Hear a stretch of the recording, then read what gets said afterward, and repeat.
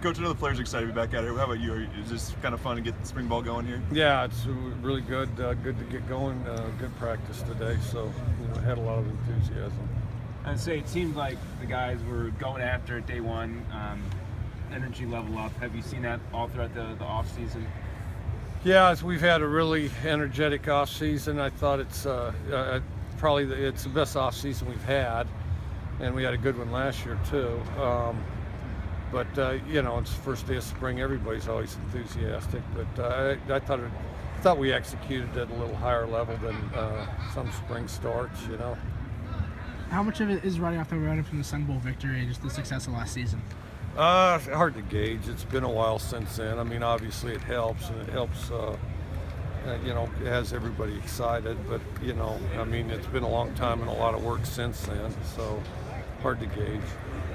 I know you guys always talk about getting better. Are there any groups in particular you're interested to see how they develop over this spring and how this time's useful for them? Well, we're still real young. Got a couple of young receivers. Got some guys that step up on D-line and linebacker, and then the other guys, and then a couple young O-linemen. But after that, we want to, mainly just make everybody better.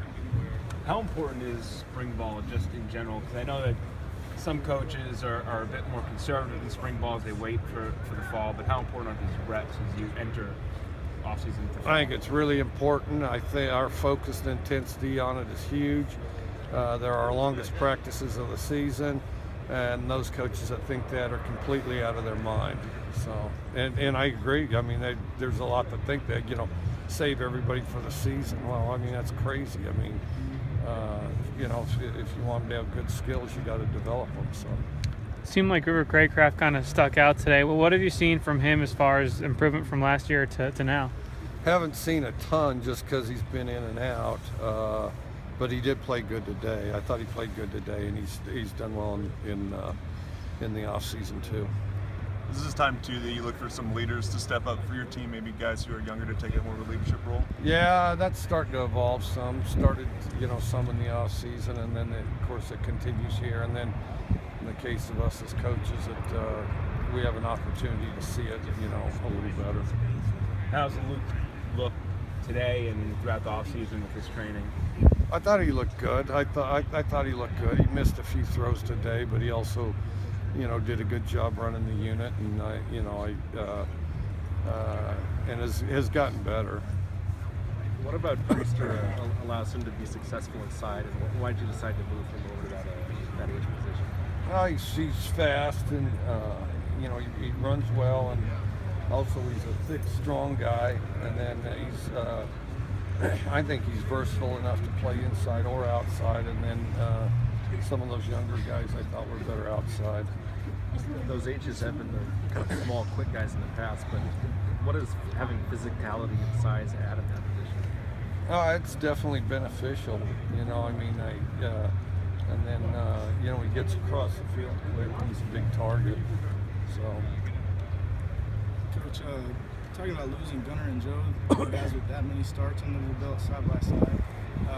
What's it like to replace those guys from the X's and O's standpoint and a leadership standpoint? Have you ever had any time in your career where you've had to replace two guys like that side by side? Yeah, sometimes I've had to replace five. Usually you have to replace more than two, so that part's good that we're only replacing two, so we got everybody back to two, and then some young guys have played some, and we have good guys to work with. We just have to break them in, because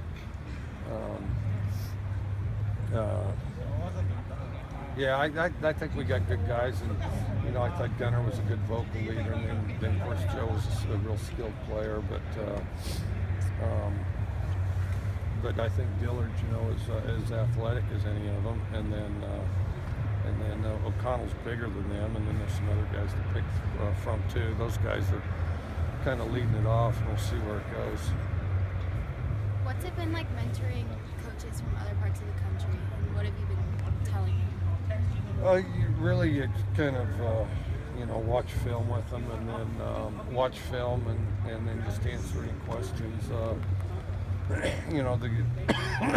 guys from Japan are interesting because, hey, they're from Japan, and that's a long ways away. So you don't really get to learn much about that other than through somebody that's been there. I was there once, but it was years ago. So that's good. And then you know, a lot of good high school coaches that do a great job. And sometimes we learn stuff from them too.